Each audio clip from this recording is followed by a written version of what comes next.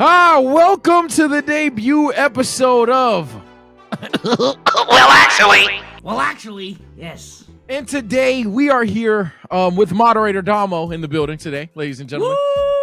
Woo! Hi guys. Hi. Today, as you can see, I'm wearing formal attire. My pleasure, for real. I don't know what's going on with this guy. He forgot that today was a significant work day. Yeah, man, I'm not the best dressed in this video, but I am dressed for success. I got my Jason Tatum blanket on me, and wait for it, the Jason Tatum cup. Yeah, sir, I'm here to talk about basketball today, man. I'm here to talk about good hoops from two-way players that play defense. And today, on the first debut of we'll be talking about who's actually going to win the championship. How do we feel about the man that Bezos is currently snuggling with, Jason Tatum, and his path to winning a championship? Obviously, it's been a while. We've touched upon it every now and then, but it's time for what you guys have been waiting for, our own segment on, and I quote, "We done with the 90s." Then we're going to consider who's the most skilled player of all time, get our barbershop talking there, and would people even like Kobe? But first, if you guys value our channel, subscribe to it, like the video, if you want to see this on a monthly occasion. And speaking of value, let's talk about the most valuable player in basketball today. Luka Doncic has been tearing it up ever since Joel Embiid has injured his foot, arm, leg, everything. He's always hurt. Respects for him. We want him to get healthy, of course. But Luka Doncic has been tearing it up. 34 points, 9.5 rebounds. I think it's even higher. Basically 10 assists. He's basically averaging a triple-double on insane efficiency, but the Mavericks are only an 8th seed at this point in time. We're going to start this off with our guest, Damo. Damo, is Luka Doncic genuinely the MVP of the league despite being the 8th seed? No, he's not. I know that might be shocking to a lot of people. There have been plenty of years where the best player in the NBA wasn't the MVP. And I think if we're having an argument on, is Luka Doncic one of the best players in the best player conversation? Absolutely.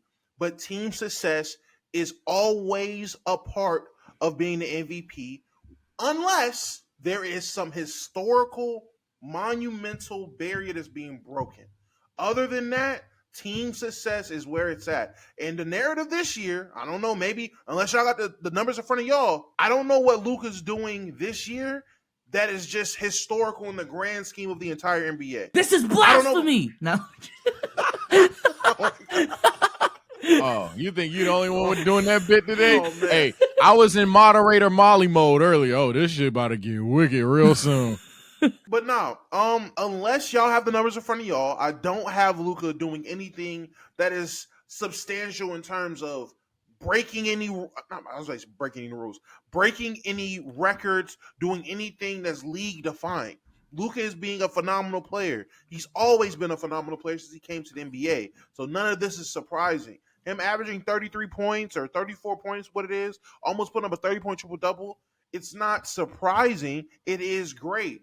But when we're talking about the most valuable player, when we're talking about the MVP, there are too many teams with other players who are just as productive as Luka or even more productive than Luka in other ways. And we're talking defense. I'm bringing up a guy like Giannis, who are just far and ahead, more impactful on winning, and their teams are doing better. Other people just have better cases. I think the crux of this conversation just boils down to, is Luka having a outlier season? Because like what Damo just said, the only time a 8, 9, 6 seed gets that MVP, actually wins it, not just in the conversation. Because if you don't think he's in the conversation, you're crazy. But actually wins it is when you are doing some outlier shit. Now, the reason why I said blasphemy is because Luka, I think what he is doing is like borderline, if not already in that outlier category. 34 points a game. 34 points a game on it's close to like what, 50, 40, 80? Pretty, that's too close to 50, 40, 90 for 34 points a game at the end of the day. I ain't gonna lie.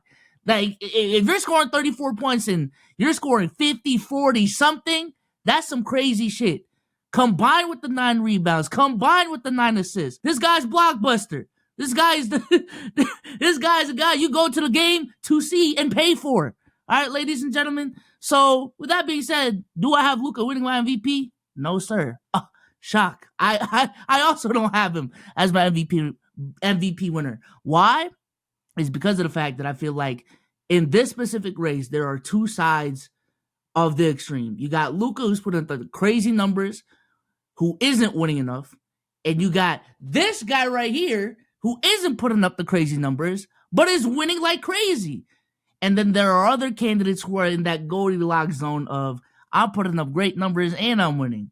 That's when the Jokic's come in. That's when the Giannis, that's when the SGA's come in.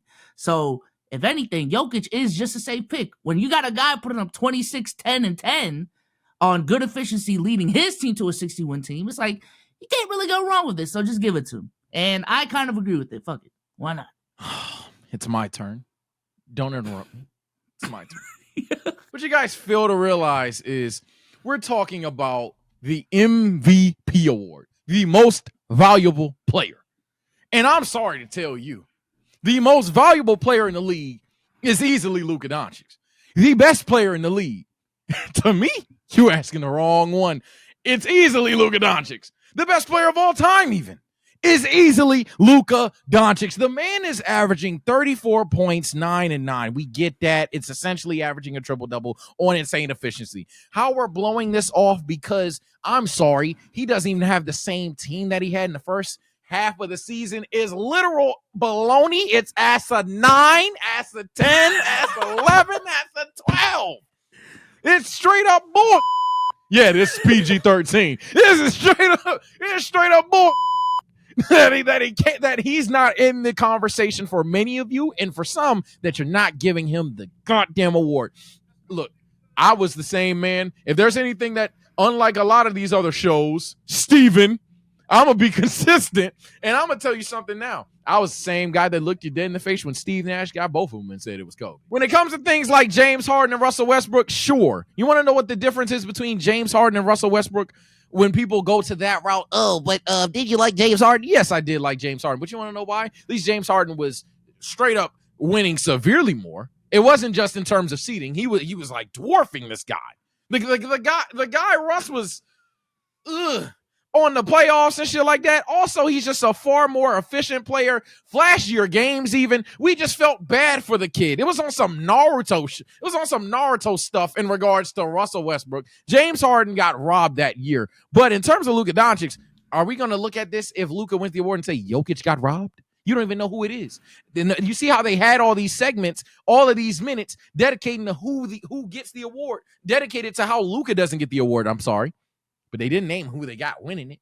They named how Tatum winning games. They named SGA. They didn't even name SGA. They named Nikola Jokic being efficient. Ain't nobody have a name, but Luka Doncic, the GOAT, is the name that we're talking about in this conversation. The GOAT is the guy that's in this thumbnail. I'm just saying, I'm going to go ahead and pour me some of this hen dog and let y'all talk on that bullshit. Damo, before you go, speaking of Mr. Consistent, I'm going to just test you up, man. And be real, don't lie. In 2019, who'd you have winning MVP? 2019. Mm-hmm. Don't lie. Don't lie to the national people, man. Don't lie to America. America.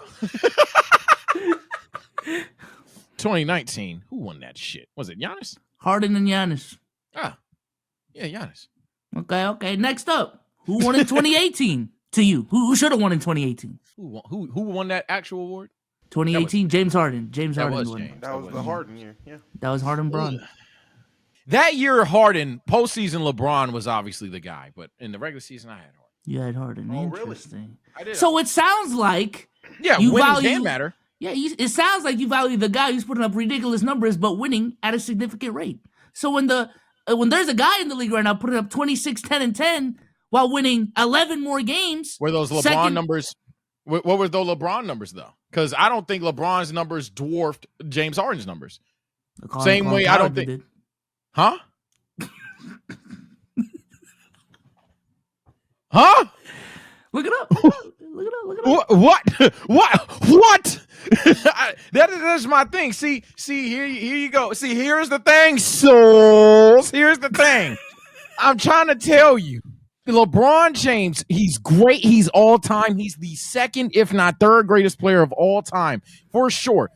I love LeBron. I have his game of blues. Okay? But at the end of the day, LeBron, you didn't clear James Harden in the regular season. Now, we know what you did in the postseason. You're an all-timer. But I'm looking at these numbers right now. LeBron James in 2017-18 averaged 27 points, 9 assists, 6 rebounds on 54-36. Fantastic numbers, for sure, without a shadow of a doubt. James Harden this same season, ladies and gentlemen.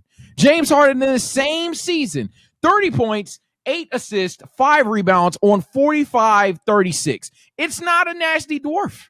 It's not a nasty dwarf at all. These are right there. LeBron a little bit more efficiency, but that's what I'm talking about. When I look at a guy like Nikola Jokic, we know he's going to be efficient, but Luka's has the volume there. Tatum, truthfully, is just a winning man's argument. Now, SGA, you can try to go there. I personally still think Luka has his number beat even there. But if you want to go SGA, unironically, that'd be your best bet to me. But I think, again, Luka Doncic has been, when we just sit down, put the reference away, close tab, and watch the sport that we love, it's the greatest player I've ever seen. And he's the most valuable player in our league. And I put my card down, I put the cap on the hen bottle, and I end my turn. Go ahead, Dom. Can I just ask, because in your soliloquy that you brought up how in 2017 James Harden lost an MVP award when his team was, what did you say, winning significantly compared to the rest of the league? Is that what you said? I said that James Harden compared to Russell Westbrook was winning more. James Harden compared to Russell Westbrook was winning more. Yeah, and Russell Westbrook wasn't. Russell Westbrook's efficiency was, for the most part, I mean, I think this specific season he was like at 35 from 3. I'll pull the numbers up. That was his most efficient three-point shooting year on the highest volume. 34. Yeah, for him. Don't say in general. I didn't say in general. I said that was his highest three-point shooting year on the highest volume. That's what I said. Okay. I just find it, a guy like James Harden, who that year, who you said again, winning significantly compared to Westbrook, won 8 more games, but in the grand scheme of the league, 3rd in the West, 2 games above the Celtics. That was the first seed in the East. They were 3rd seed in the West, 55 wins on the year. I don't know if that level of winning was good enough to justify the difference of the historical impact of a guy like Russell Westbrook. We were comparing the two. Comparing the two in terms of an MVP award, unless your team is out front winning, unless you're one of the most winning teams, then we can boil down semantics about what does one of the most winning boils down to. But if you're one of the most winning teams and you're the best player on that team, putting up great numbers, you get the MVP. That's usually how it goes. Unless there is a guy doing something historic. And come on, Sage, there's no question. What Russell Westbrook did, there was guys from the old era that just never thought they would see that again. It makes perfect sense why a guy like James Harden will lose a year like that. But let me ask you, Sage, what is the thing that Luka is doing that is just so historically groundbreaking? I can see him play tonight and show you. The boy. The boy, I can see him play tonight and prove my point. The boy is out there shooting Cirque du Soleil shots, okay? Only one man in Denver is capable of making the same shots Luka Doncic makes, except, however, this guy is actually a perimeter player. 2. Jamal Murray and Jokic both hit the crazy ass shots. Come on. They both hit them. Like, let's not lie now. Let's not lie. Jamal Murray. All right, now we're going to Jamal Murray.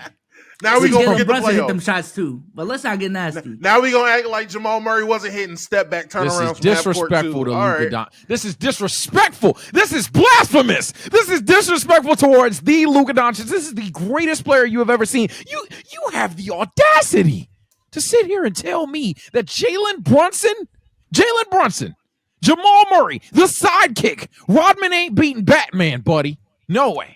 No. I don't know if you saw today, Luka specifically said that he is Kyrie's, Robin. yeah. That he said he is Batman. Robin. He is Tim Drake. He is Nightwing. Hold on. You said, am I going to tell Luka that he's lying? And we're heading into commercial break when I say, yes. he's lying. And I won't back down. Yeah, for sure. Look, you're nasty. Sure he's lying. Coming up on Actually, Jason Tatum gonna hit the Carlton. He's been outperformed by Chris Middleton. His game isn't built to win. Y'all would know something about that, right? Hell no. Y'all had a chance. what? It's my turn! I was in high school. It's my turn! All right, man. Listen, y'all see the cup? Y'all see the blankie? We are here to talk about my Boston Celtics and my favorite player, number 0, Jason Abraham Tatum. I always forget his middle name.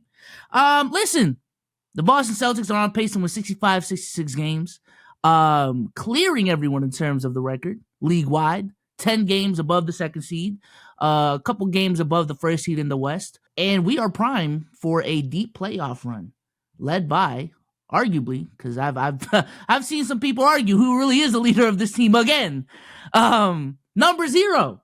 So I want to ask the panel, how confident are y'all in Jason Tatum's ability to lead this team to a championship? And if you are not confident, do you think it matters with how talented this squad is? Does it matter? To answer your question, no, I don't think that he's the guy that's going to be able to lead this team to a championship. And no, it is not about talent. The reason why he's not that guy is because of the way he plays basketball at this very moment. Now, if there is a shift in his game where he decides to take better shots, be more aggressive, 24/7 and consistent with that aggressiveness and not settle for threes and be so three-point reliant, then this team becomes an actual threat and an actual problem. Jason Tatum is just not, I don't want to say he's not built for this, because this is a guy that's constantly been in Eastern Conference championships, deep playoff pushes since he's gotten into the NBA. So obviously he's built for he's built for it. Hell, he took him to a championship. He's built for this. His game isn't built to win. So I do believe Jason Tatum can be your best player if you're trying to get to the finals. Absolutely. I don't think he can be your best player if you're trying to win because of the way he plays. He changes that, the Celtics are damn sure scary. Jason Tatum is the guy that when you hang out with the bros, that he'll want to go to certain sections, but he'll never want to drive. He'll always want to Uber. And then if he goes there, he never want to like just turn up and talk to the girls. He just want to sit on the wall. Jason Tatum will get you to the dance. Jason Tatum gets you there for sure. He'll get you to the dance. But when we talk about performing at said dance, he might bust a little more. Jason Tatum gonna hit the Carlton.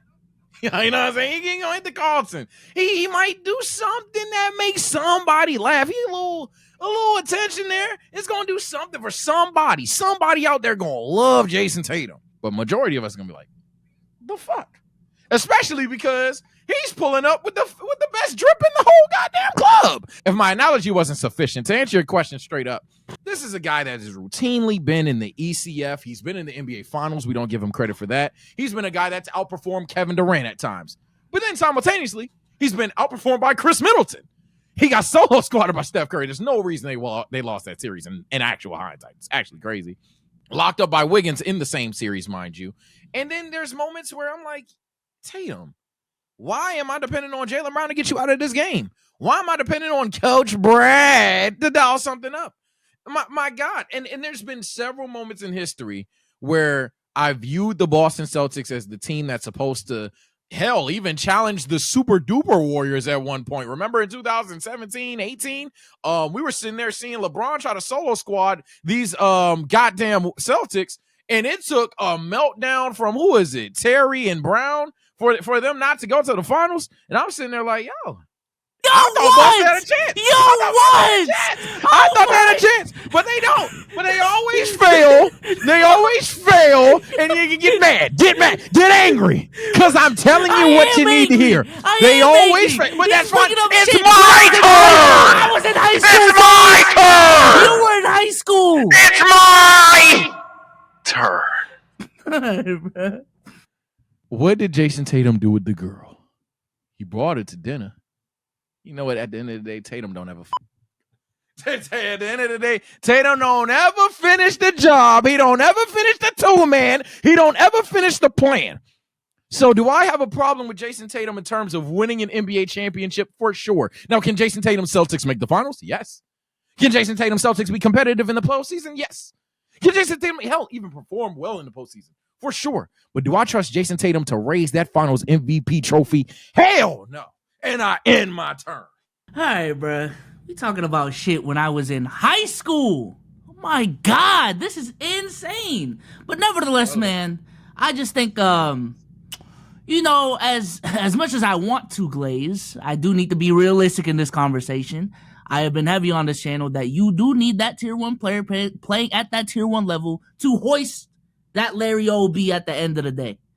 If you look historically, even in the last 10 years, you talk about Jokic, Giannis, LeBron, arguably AD, Steph Curry, KD, all of these dudes, you need that tier 1 guy. And you might be saying, what about the 04 Pistons? You can name some teams that are outliers, but for a majority of history, that has been the case. Now, what I will say is, with the talent on the starting lineup, this might be that outlier-ass team. I don't know. I just feel like when you got 5 guys who can put up 20 on any given night, this team is literally set up to fill all of those different holes in Jason. When Jason Tatum has a stinker and you got 4 other guys who can still score 20, I just feel like that's a good game plan to cover up for those stinkers. That is all I'm saying. But yes, he does need to play better.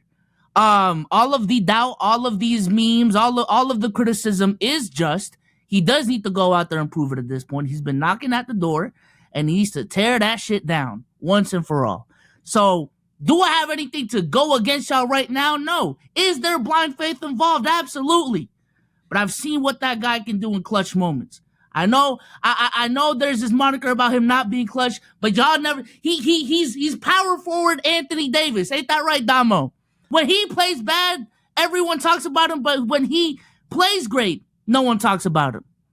Y'all would know something about that, right? I think that's the same case. What the hell does Anthony Davis got to do? Absolutely not. Absolutely not. I seen you into space yesterday. No. Actually, But souls. Oh, go ahead, Dom. I was gonna say I love what you try to do when you bring but Tatum is really just Anthony Davis light. Like, no, he's not. Because the difference is when it comes to a guy like AD, us AD defenders, us Anthony Davis lights, we have a frame of reference to go back and point to and be like, this is what he's capable of. And that's what y'all are ignoring. Thank you, Dom. No. Because even in that series, you can make the argument that he was better than LeBron. Thank you, Dom. Hell, I didn't make that argument. And that's the difference. People are quick to point out AD's deficiencies and make up these lies about him, but act like that dog was never there. With Jason Tatum, the question is the dog there? That's what it is. There is no pointing back and be like, see, this is who Tatum really is. Because every time it gets to a situation where we need Tatum to show us who he is, he turns into Karl Anthony Towns. A big-ass cat. See, here's the thing, Souls. I what you're saying makes a lot of sense, but Souls, at the end of the day, we're looking at some of these elimination games for Jason Tatum. In the past 2 years, I don't think he's had a 20-point game. I'm fact checking that right now. Couldn't confirm he has not. In the elimination years, games? In the final game of Jason Tatum's postseason, Jason Tatum in Golden State, Game 6, 13 points, 18 shots. I don't need to go down the rabbit hole on the fact that he couldn't pass the ball, but damn, he had 5 turnovers to 7 assists. We go to 2022 playoffs. 2023 playoffs. Jason Tatum's packed up game. I'm 90% sure, again, didn't have 20. Yeah, he had. Oh, now he was injured. So the guy can't stay healthy. He rolled his ankle and he can't stay healthy. What the fuck? So add he can't stay healthy to the list then. I guess he really doesn't. That's literally the only playoff run he was injured. What are we talking about? And it looked like it because he had 14 points on 13 shots. Oh my God, bro. If he can't ever get it done. Did we watch the game? If B Souls, my grandma almost told me, boy, if you're gonna try to cook, but you can't, I'm not gonna eat your food. So at the end of the day, the meal can look nice all at once. He's so fantastic at putting icing on bread with sprinkles. But when I bite that bread, the hardest, stalest bread ever. I'm not buying it if Jason Tatum is selling it. I don't believe in him raising up that Finals MVP, but he'll go far. Like I said, he'll get you some icing. He'll probably go ahead and try to rizz up the grocery later. Never gonna finish the job, but he'll rizz her up. He'll get you some sprinkles, but he ain't ever gonna make you a good cake. Again, at this point, it's a losing battle to me. Me and Celtics fans at this point, we are just playing the I bet card. I bet. Okay. Well, we'll see what happens in June. We'll see what happens in the playoffs. I bet. That's all I can do at this point. And y'all so fucking y'all I can't breathe, bro. I'm sorry. Yo, that nigga said, my grandma said, if you cooking and you can't cook and you try, I'm not gonna eat your food. Yo, my chest hurts, bro. My grandma once told me, if you're trying to cook and you can't cook, I'm not gonna eat your food. Coming up on Well, actually, we done with the 90s. Y'all are fake as shit. Like, all right, buddy, cool. We got Drummond. You have Moses Malone. he don't know. He don't have a left. Yo, what the? I can't name 10 90s players. And you They're just they're not 90s but players. I wasn't born. I wasn't born They're with their lives. So I can't. There He are not- players that transcend time. Look, we've seen all of the tweets, we've seen the TikToks, all of the discourse. People are talking about Michael Jordan being Jaylen Brown with opportunity or glorify Jaylen Brown in his entirety. B-Souls, there's no reason to stretch along this introduction. It's a very popular topic, and it's a kind of crazy topic. But are we actually done with the 90s? We are not done with the 90s. I'm sorry. It was funny when it started, but even the people who are done with the 90s, y'all are fake as shit. Because if we do an all-time draft right now, all right, buddy. Go, I dare you to pick Paul Millsap over Charles Barkley. Do it. Yeah. Do it. And deal with the backlash that you will. Y'all aren't really done, bro. It was just a fun little trend. But we know that was we know it was a troll. We know it was a bad faith argument. We know it was cherry pick clips. And when we actually look back at the tape, now I feel like it is a good thing that we were forced to look back at the tape at the end of the day. I learned some things looking back at those 90s games that I already had a gist of what it was, but just paying attention to more details. Long story short, watch next week's video, actually. We actually watched a 90s game. But, yeah, man, it was a bad faith argument. You know, if you actually watch those great players, they were still great. If they played in today's league, they would still be great. How effective they are, that might be up for a question now. But, yeah, you're not done. I think I speak for all sensible folk when I say, we done with the 90s. Listen, and when I say we done with the 90s, I need people to understand. My guy Bezos, he did make a good point. If we did an all-time draft, you're right. I am picking Hakeem over Dwight. 10 times out of 10, every time. Because we're not done with the all-time greats of the 90s. We're done with the 90s as a whole. That means the 90s role players. That means the game styles and the game plans of the 90s. That means the 90s coaching. That means the 90s culture. We're done with a lot of that bull stuff. We're done with all the lies that they told us about the 90s. That's what we're done with. We're done with watching basketball now, and people tell me, oh, this ain't real hoop. Look at that. That wasn't no foul. And then when I go back and watch Hardwood Classic game 335 of you showing me 1991 Western Conference Finals, and I look, and there are a bunch of weak ass calls on whoever, a bunch of BS calls. I can go back and watch plenty of Jordan games. Michael Jeffrey when no lefty was what I like to call him. I can go back and watch them games and phantom fouls. Literally phantom fouls. If you ask Isaiah Thomas, they changed the rules in light of Jordan, but we're not going to get into that. This isn't the Jordan conversation. This is about the 90s as a whole. A lot of things people tell you about the 90s, they get misconstrued. A lot of those people that grew up watching 90s ball, they carried over 80s culture and made it seem like the 90s was being played the same way. It wasn't. It was more physical than the game today, but it damn sure wasn't as physical as the game in the 70s and the 80s. They lightened up a little bit. They had to because it was becoming more mainstream thanks to certain players in the 90s. I love the we are done with the 90s movement because, like Biso said, it forced people to actually go back and watch these games and address a lot of the lies. Yes, it was a lot of trolling. It was a lot of fun. But, hey, the GOAT, J. Cole himself said, all good jokes contain true shit. So we can joke about being done with the 90s. Jordan got no left. Look at Dominique Wilkins' feet. Larry Bird is garbage. But in reality, when you go back and realize who the hell was number 39 on the Bulls subbing in for Scottie Pippen playing minutes next to Michael Jordan, and Buddy had no left or right, He only had elbows.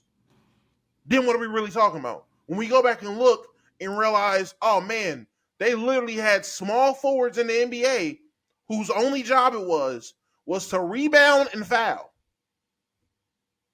What are we really talking about at that point? There's a lot to be done with when it's come to the 90s. But before Sage goes, I just want to point out my biggest problem with this whole thing was if it was a troll and we just kept it as a troll, I would have been completely fine with it. But there were more than a handful few that actually took it serious.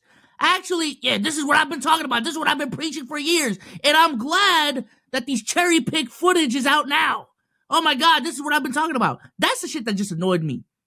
Are the people who actually took it serious, which is a lot more than y'all would like to admit. But I mean, the only and Sage, I'm gonna let you go. The only reason you have that is because it was a counter reaction to the people that would just cherry pick low lights of today's basketball and say, "See, this is what's wrong with today's game." They will ignore all the great aspects. They will ignore all the big moments, or even belittle big moments because of small nitpick things, and try to devalue it, devalue the importance, devalue the impact, devalue how great it actually is. So now, yes, you do have those people who are going too far because they were sick of the trolls themselves. They were being trolled by old folks saying that, yeah, Jimmy Joe Brown would have definitely did woody whoop. Like, all right, buddy, cool. We got Drummond. You have Moses Malone. Like, eventually, when you troll and push, you're going to get pushed back twice as hard. Oh, that's a whole like chicken and the egg conversation. Who came first type shit. But go ahead, Sage. Go ahead.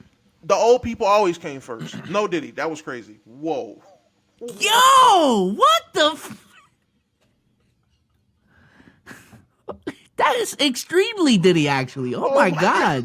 that is definition Diddy. That is the Diddy definition. I told you this is PG-13. That's just gay. Look, man. Look, man, I have a question for the panel here. Guess Damo, what year were you born in? 97. Okay. Brother B-Souls, what year were you born in? 84. Brother B-Souls, what year were you born in? 85. Nah, 2000. And you see, Yana, my question is, why are we talking about, are we done with the 90s? I was never with the 90s. There's nothing to be done with. There's no breakup. There's no leaving. I was never with the 90s. I can't name 10 90s players. Michael, Jeffrey, Jordan. That's all I got. I don't know nothing about them old men playing basketball. You know who I do know? Danny Green. Now ask me the equivalent of 90s Danny Green. I don't know. I don't know. Who is 90s Danny Green? Bruce Bowen? 2000s. I don't know. I don't know, and I don't care. My beloved co-host have alluded to it. Just simply put, y'all didn't watch 90s basketball. Y'all seen these TikToks and was like, oh shit. Oh, PG-13. Y'all was like, oh shit, to these clips. So I know you never seen them before because you act like you never seen them before. Y'all was like, well, actually, we got them now. No, those clips have been out since literally the 90s. But I have no shame in my game. I never seen it, and I never cared about it. So when you ask me, but Sage, in your top 10 list, you have a guy like Magic Johnson, a guy like Hakeem Olajuwon, a guy like Michael Jordan. Yep, I Do it for clout. You got me. You got me. It was all for clout. And I'm glad this happened because it opened my mind that I need to mature, be a man, and say with my full chest, We gone with the 90s. I'm not. Ask me my top 10 right now. I'll tell you one. The GOAT is Luka Doncic. That's just not all right. That's just not an all-time list then. If I ask you, what is your all-time list out of all the players who played NBA basketball, who are your 10 greatest players, and you they're just, not but players. I wasn't born with their lives, so I can't. That's a different list. That's Do you a believe different in human list. evolution? Do you believe in human evolution? Yes. So why would you name 90s players? Why? Because there's outliers in every era. Michael Jordan is an outlier. Hakeem is an outlier. There are players that transcend time. That's the whole point. What's this, B-Souls? A hand. Now, if the L goes this way and you're looking forward, what does that indicate for you? If you hold out one hand and it looked like an L, what does that indicate? An That L? this is my hand. That yeah. If you don't know which hand would this be, if I look Your at this left? hand, yeah, exactly. Now, when Michael Jordan sticks both of his arms out, you know what he sees? Oh shit! Is this an L? He don't know. He don't have a left. He never had a left, but you know what he had? Dice. A baseball bat. Next topic, bro. Next topic. Yo, next topic, bro. That nigga said dice. Oh my god. Next topic, bro. This is the one. Let me know when this. I'm turning notifications on. I need to see when this drop. They about to be in them motherfucker coming. Him. Coming up next on Well Actually. There's a skill to rebounding. And that right there is the problem. What is Kobe's weakness? Kobe Bryant elbowing and punching his teammates in practice. Hey man, maybe you should get on the court, sit in the booth. Nowadays, everybody European. Why are you taking it so serious? So over the last month, Kyrie Irving is back on the news after not being on the news for the whole year, but he is back after a game winner over the Denver Nuggets. And it got people asking dumb questions once again. Just leave Kyrie alone, bro. He was hooping. He was just hooping. He was just minding his own goddamn business for once. But nevertheless, the timeline asked, who is the most skilled player of all time? A lot of people said Kyrie because of what's been going on. But you know, you got to get the well actuallys in there. And someone said Steph Curry. Roll the clip. When people ask me who the most skilled player in NBA history was, it's very obvious to me. It's Steph Curry. Who's the only player beneath the height of 6'5" who is a top 10 player in NBA history? It's Steph. I have him as the 5th best perimeter player of all time. When it comes to winning basketball games on the strength of his skill, no one's better than Steph. Brother Damo, we'll let you start this off. Is Stephen Curry the most skilled basketball player in NBA history? Hell no. All just aside. I get on that one. All right, I'm good. No. Stephen Curry is not the most skilled basketball player of all time. And no, I don't believe he's more skilled than Kyrie Irving. Don't get me wrong. You're in the NBA, you're already one of the top 500 most skilled basketball players on the planet that year alone. Get that out the way. Stephen Curry, in the grand scheme of things, is definitely one of the most skilled players in NBA history. He's one of them, in my opinion. He's definitely up there. But to call him solely the most skilled player is, what is say earlier? As a 9, as a 10, as 11. It's crazy. It's insane. I don't think people are cherry picking what skill they're talking about to fit the narrative of their conversation. One, defense is a skill. So you're already, by saying a guy like Kyrie or Steph are the greatest or the most skilled players of all time, you're immediately eliminating one half of the court where players lap them. Guys that are still as skilled as them offensively lap them defensively. And we're eliminating them from the conversation. So right there alone, I can't say Steph Curry's the most skilled player because defense has a bit of skill. Rebounding. There's a skill to rebounding. Why are we not considering that? Why are we not considering everything in terms of skills? Wife management. It's a skill to make sure your wife isn't embarrassing you in the media. That's a skill. Savannah not embarrassing LeBron. Skill. There it is. Look at that. That skill.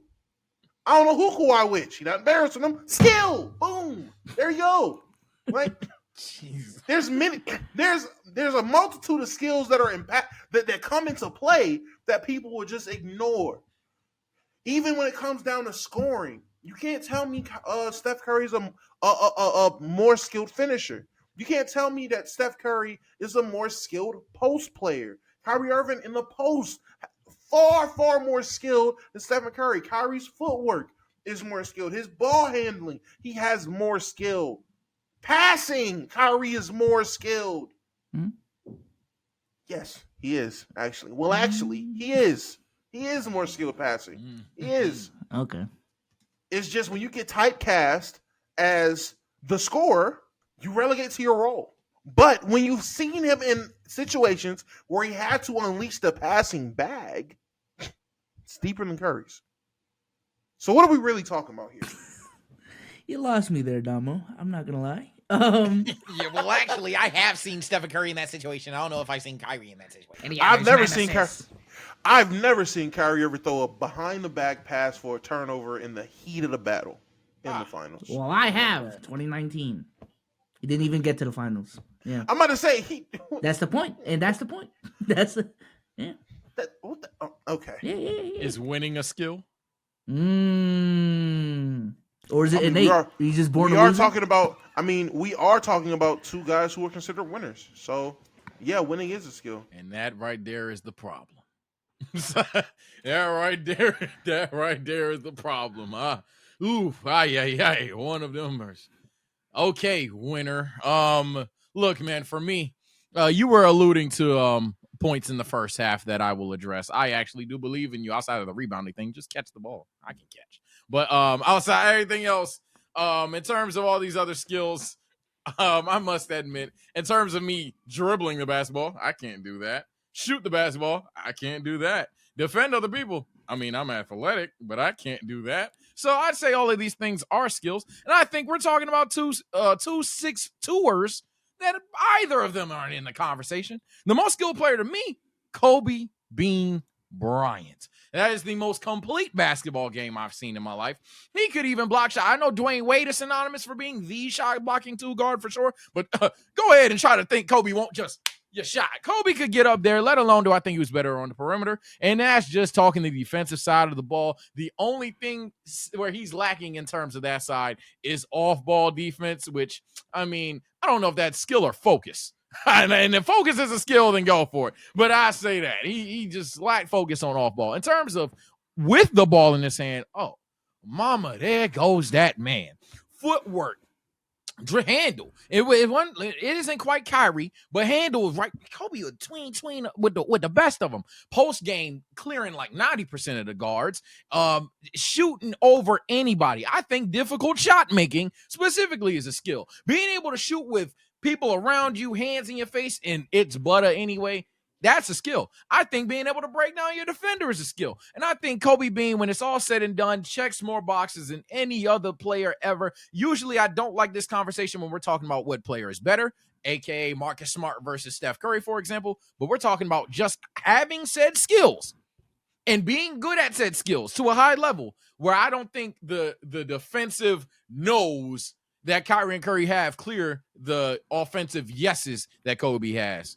If that makes sense. And even then, Kobe's better at some of them offensively. It's not like Kobe has nothing on Kyrie and Curry on offense. So, yes, Kobe Bryant, to me, is the most skilled offensive player I've seen in my life. Yeah, not to echo what my co-hosts have said so far, but yeah, I think the most skilled conversation is primarily a who is the best at being a jack of all trades, essentially. Like, it's not, like this dude's an A+ at this, but is a D at this, or outweighs at a B or whatever. Like, who has if we're listing out all the checklists, who has the highest floor in all of these things? And I will say, I'm gonna have to agree with Sage. To me, it's Kobe. If you look at the what is Kobe's weakness? You'd have to literally point to like shot selection, probably, right? But every single facet of the game, you are not looking at him and saying he's a liability in any aspect: finishing, mid-range, post, off-ball, ball handling, all of it. Defensive skills as well. Second to me will probably be some variation of LeBron, right? Something along those lines. But no, when defense is a skill, I agree with Damo. Rebounding is a skill. People work on defensive skills. People do defensive drills to work on defensive skills. So therefore, it is a skill. So I don't know why we're just ignoring that whole side of the ball. Timing, steals is all about timing and anticipation. You can work on that. Blocking, same thing. Timing, anticipation. You can develop that skill. So I don't know why we're just ignoring that in this conversation. But yeah, not to echo everyone what everyone has already said. This is a bad take all around. It's neither Kyrie and Steph. How about that? Yeah. Well, Souls, let me ask you this then. If you agree with me that Kobe is the most skilled player, and Damo was nodding his head that Kobe could potentially be the most skilled player, would Twitter even admit this? Would Kobe Bryant be liked in today's era, considering the kind of guy he is? Kobe Bryant is a player that will talk shit in different languages. Kobe Bryant is a player that will be overly passionate about regular season games. And I know for some people that's like, what do you mean? That's exactly what we want. We've seen guys like Patrick Beverly get killed. We've seen people get called corny for tryharding when they're up 20. All of these things, depending on certain fan bases, depending on certain auras or whatever the kids are saying nowadays. Would Kobe have the aura to be liked despite the personality not necessarily being 2020s? I think he's gonna be a star, and every single star in the league has a fan base. So there is gonna be people that like him. I still think he's gonna be a very well-liked individual for a majority of circles. But I do feel like there's this notion with Kobe specifically that if Kobe played in today's era, it would be all love, no hate. And I'm telling you, there's certain characteristics about Kobe, how he played, that y'all would view, like Sage said, as corny. Kobe was the type of dude, like if Kobe was in the in-season tournament and they won, he would be hype. In my opinion, at least. You know, we can never fully tell, but he would be hyped. Hell, even a guy like Jimmy Butler is getting flack lately for pulling the too cool for school card. He's just talking out of his ass after New Orleans busted Miami's ass. I feel like Kobe would have those moments as well, right? Same thing with the trash talking. Y'all say y'all want trash talking, but when they're down, it's scoreboard. But when they're up, they only trash talk when they up. So it's like, oh my God, so you can't just trash talk now. Y'all don't like Draymond too. Draymond is a guy who talks a lot of shit and is physical. Y'all don't like Draymond. So a lot of the characteristics that y'all do not like about certain players, Kobe had that. Even his leadership style. Kobe was not, people and players have always talked about the difference between LeBron and Kobe's leadership style. LeBron is a more friendly, let's get everyone involved type of leadership. Kobe is cutthroat. Kobe is, I will punch you in practice type. And if those stories came out, I'm telling you, there would be a lot of hate when it came to Kobe. So, yeah, he'll still have fans, but arguably there may be more hate. That may be the hot take to me. But as a lifelong Laker fan, it's crazy we're even having this conversation because at the time of Kobe being in his prime and playing, people hated him. So much to when he was around retirement, he had the infamous "I hate you" commercial that recalled a bunch of the infamous teams, players, NBA insiders who hated him singing, and I quote, "I hate you," in chorus in unison. Paul Pierce was a part of that. I think Reggie Miller was a part of that. Jalen Rose might have been in the house. Phil Jackson was on the pianos. I think without a doubt 100%, if Kobe played today, he would be equal or even more hated. Souls hit the nail right on the head with a lot of characteristics y'all swear y'all love, y'all would hate in today's game. If film of Kobe Bryant elbowing and punching his teammates in practice to get them tougher came out, he's probably getting canceled. A young Kobe, don't get me wrong, young Kobe would have won people over. They would have seen the hype. We've seen the cycle today in today's world, in today's NBA. Young Kobe gets the hype, praise, and the love. He don't get a Shaq and win. Eventually, the confidence turns to arrogance. The confidence turns to ego. Mamba mentality turns into too cool for school. Watch next year, or in the next 2 years, everyone's going to turn on Anthony Edwards. facts, In the next 3 facts. years, I've been on that. everyone's going to turn against SGA. It's a repeated cycle. In the mid 2010s, and Souls and Sage, y'all can attest to this. Y'all remember in the mid 2010s? Hey man, Dame was underrated. Dame was the most underrated guard in the NBA. They loved. He was doing dunk contests and the 3-point contest. The skill. He was doing all the events. It was like, oh my God, Dame's for the NBA. Like he's a hooper. He raps. Oh my God, we love Dame. And then you lose one more time. And then another. That one extra loss. All it takes is that one loss. It don't take one loss. It takes that one loss. You know what that one loss was? That one loss is when New Orleans doubled them, and he went on the mic and said, "I've never seen that before." Ah! Hey man, maybe you should get on the court, sit in the booth. Ah! man, this guy, he thinks he's Curry. Look at these shots he's taking. This is crazy. It's that quick of a flip switch in the NBA when it comes to the love-hate relationship fans have with these players. You see it on a year-to-year basis. So a guy like Kobe, who wanted to be the best since before he got in the league, a guy like Kobe who's seen himself and held himself to a standard that no young player truly holds themselves to, or no one even seen him at. It's a love-hate relationship in the NBA. It's a lot of quick to flip and switch the emotions and the narrative on players. So a guy like Kobe, who carried himself the way that he carried himself, acted the way he acted, held others to the standard he held himself to.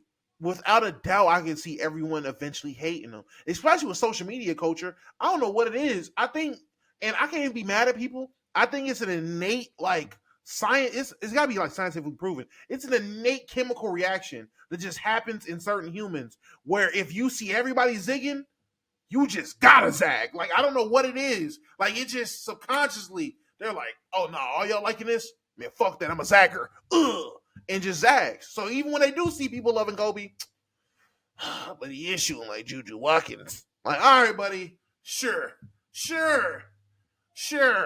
Look, man, I actually agree with you both. Kobe wouldn't not only have hate, he'd be the most hated. This was a guy that, as Damo said, hey, tough love, and for all this 2020 PC be nice to each other bullshit that y'all like on Twitter, oh, y'all would have hated Kobe because he wouldn't have been on Twitter. He wouldn't have given y'all the time of day, so he wouldn't even know that you hate him until he walks into your favorite arena and he's getting booed. But guess what? Here's a thing, Damo and Souls. Let me tell you something now. If Kobe has 24 fans, I am one of those 24 fans. If Kobe has 8 fans, I am one of those 8 fans. If Kobe only has 2 fans, someone's lying because I am that one fan. If Kobe has no fans, I am no longer on this earth. I am dead because I will always stand my glorious king, Kobe Bean Bryant. It will be me. I'll be the wise man to the tribal chief that is Kobe Bryant. We will win 5 championships with or without O'Neal. O'Neal's fat. He didn't want to work out. He was lazy. You know, all we need is Bam. All we need is a center that can switch and dunk. All we need is Bam. And Kobe getting you at least 3. And then nowadays, everybody European.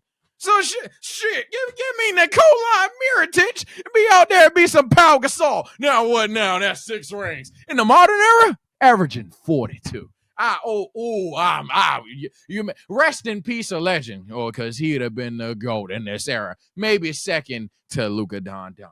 Do y'all remember that clip of Kobe pushing Pau Gasol in the Olympics in 2008? Imagine that shit happening like this Olympics, like Tatum faces, I don't know, Slovenia or whatever Porzingis is from, respectively, and just decks him. Like, oh my God, y'all be on his dick, Zeno bro. Kobe would be trending worldwide. Imagine Team USA going up against Germany. Team USA going up against Germany, and Paolo goes to the huddle. Hey, this first play, Franz is going to set a screen. I'm going through his chest. And then literally goes out and runs through him. We will be on a space that hour. Hey, yo, the Magic got to blow this shit up. This shit is not going to work. He's a locker room cancer. Damn, he's fucking shit up. He don't like Franz? Oh, my God. This guy's a head case. He's the next Latrell Sprewell. He's out there trying to hurt teammates, just trying to play basketball. This is just Olympic ball. Why are you taking it so serious? Yeah, y'all wouldn't like Kobe. And that's fine. I would always like my glorious king. I'd like Kobe, but yeah. In fact, I like Dylan Brooks to an extent. So, Lastly on Well Actually. All right. It is officially my turn to give you the top 5 NBA playoff X factors. Now, this is not obviously the best player on the team. This is not about Jason Tatum, LeBron James, Luka Doncic, even though he's going to be number 1, mild spoiler, because he's the greatest player of all time. But we're going to exclude Luka this time, just so I can give you a different list. Now, last thing before we continue anything, we will do this monthly. The list is fluid. The list is fluid. And You're so gross, bro. The list is fluid. Coming in at number 5, playoff X factors. Again, not the best player. We're going to have Julius Randle. Why? Because Julius Randle is often seen as the anchor of the New York Knicks. Julius Randle can be Julius Randle at any given moment in time. And while Jalen Brunson is certainly going to show up, we know the kind of dog he is. We know them boys going to run for 48 minutes if they need to be. Julius Randle can be Julius Randle at any given point in time. And the Knicks can be a threat to anybody if he ain't the fool. Coming in at number 4, we're going to have playoff Butler. Why? Yes, I know he's the best player on the Miami Heat, but I'm not going to lie. He's going to have to be somebody that we've never seen before again. He's going to have to be this legendary Super Saiyan in the playoffs, because if Jimmy Butler is the way he currently is, there ain't no way he making it past the second round. I'm sorry to tell you, Miami fans, we're going to need to see another transformation out of Jimmy Butler. He may be the only best player on this list, but damn it, he's going to have to transform. And mind you, Bam might be better than him already, but that's a different subject for a different day. Coming in at number 3, we're going to have J-Dub Jalen Williams. Why? Because we know Chet Holmgren going to do him. We know Chet Holmgren going to get his buckets. We know SGA, is going to look smooth while getting these buckets. But at the end of the day, it's going to come down to that third guy in Oklahoma City. They are not going to have the experience, but they're going to have the speed. They're going to have the adrenaline. They're going to have the prowess, the poise, the moxie to get the buckets. And if J-Dub can be that third guy for him when SJ can't get it done, when Chet for some reason isn't out there giving you 20, if J-Dub can step up and give you 25, the Thunder are a deadly team. Already seen as one of the best teams in the West. But it's not a bigger X factor. Coming in at number 2, we have Anthony Davis. Why? Because good Lord, we've seen it before and we need to see it again. My God, it's been 4 years, but we've seen Anthony Davis play at a high level. We've seen the bubble. We've seen the mid-range shot. I don't know what happened to the 3, but we're not even asking for that anymore. We just ask Anthony Davis to please stop Circus du Sol Jokic from sweeping the Lakers, and this team can be a threat. But dear Lord knows he ain't number 1. And mild spoiler, it's someone else on this roster, not team, but roster. Darvin Ham is number 1 on this list. Why? Can you get your hands out your pockets, Hammy? Can you run some plays for me? Can we remember that LeBron can run point guard? Can we remember that Anthony Davis can play the 4 very well? Can we remember all of these things? Can we remember D'Lo's actually good and you don't need to play prove-it minutes? Can we develop a system to where the Lakers can actually look like they have 2 top 15 players on the team? Darvin Ham, Anthony Davis, J-Dub, playoff Butler, Julius Randle. These are the top 5 X factors in the NBA playoffs, and it's an A list. Mild spoiler. Because Sage said so. That's because Sage said so. Listen, man, before we go, I just want to thank our special guest today, Damo. Woo! Friend of the show. We do a podcast with him. I don't know if y'all know, but there's actually a missing member. Shout out to Omar, man. We actually do a podcast together. Links to that will be in the description. Damo, go ahead, plug your shit real quick. Oh, if you don't mind. That's Damo on YouTube. Only Damo97 on Twitch, and that's Damo on Twitter, man. If you want to see some funny things on your timeline. Okay. Yeah, that is rated M for mature. Yes. But final thing before we head to the last commercial break, and then you'll probably see, I don't know, first take. That show, right? Second take, if you will. Before we go, grade the list, man. The list is just there. Because Sage said so. What were we giving the list? A to F. It was a D until you got the Darvin Ham. Then it became an A. Became an A list at that. I take it. It's too many best players for my liking. It was just Jimmy. Give me an Austin Reeves in there. Give me, you know what I'm saying? Give me a J. Those Van. not real X factors. They ain't needle movers. I mean, y'all too scary. Jimmy's not even the best player no more, though. So, bum, bum, bum, bum, bum, bum, And I'm all back down.